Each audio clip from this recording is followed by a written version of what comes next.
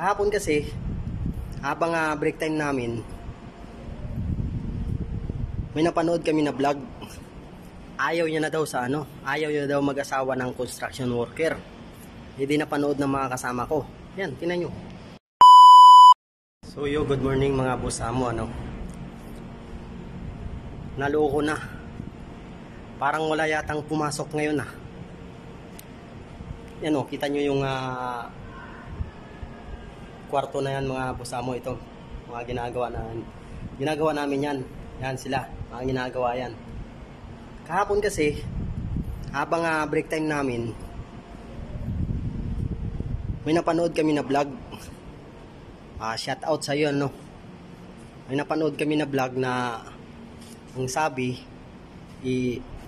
ayaw niya na daw ayaw niya daw mag-asawa ng construction worker. Hindi napanood ng mga kasama ko. Yan, tingnan nyo. Wala nang nagtrabaho. Wala na. Yan. Wala talaga. Ang sabi niya kasi, ang ayaw niya sa mga construction worker, ang gusto niya ay pulis, seaman, matso, tsaka maputi, at tsaka gwapo. Ayan wala na kami mga kasamahan. Wala na akong tao, wala na akong kasamahan dito. Nagulat na nga lang ako, wala nang nagtatrabaho So anuhin namin to?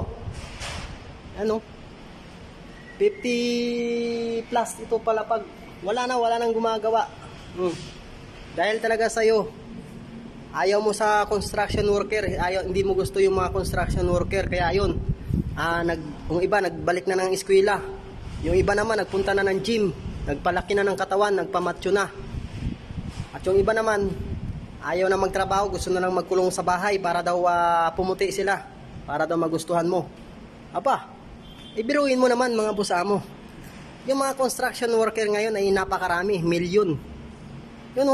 Wala na ano na ang gagawin yan?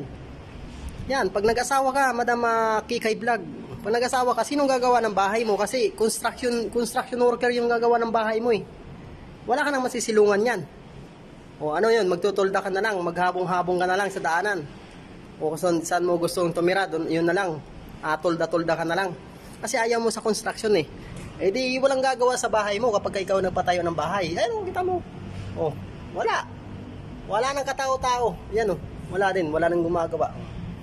Ayan, wala talaga. Dapat huwag nyo i-discriminate yung mga construction worker kasi marangal naman po yung aming trabaho. Kumikita naman kami sa pinagpagura namin at pinagpawisan. Kaya magiging proud ka sa kung ano man ang trabaho mo mga boss amo Basta ako ay ang gagawin ko na lang ay magtatrabaho na lang ako kahit construction worker ako. Proud ako Proud ako maging construction worker Tsaka yan lang ang tumanggap sa akin kasi hindi naman ako napagtapos ng pag-aaral. Wala na talaga. Wala nang magtatrabaho dito.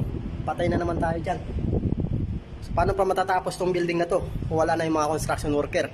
Nag-aaral na sila. Gusto na nila magpulis. Gusto na nila magsiman. Yung iba nasa gym na. Yung iba nasa loob lang ng bahay kasi gusto pumuti. Kasi nga para daw magustuhan sila ni Madam Kikay.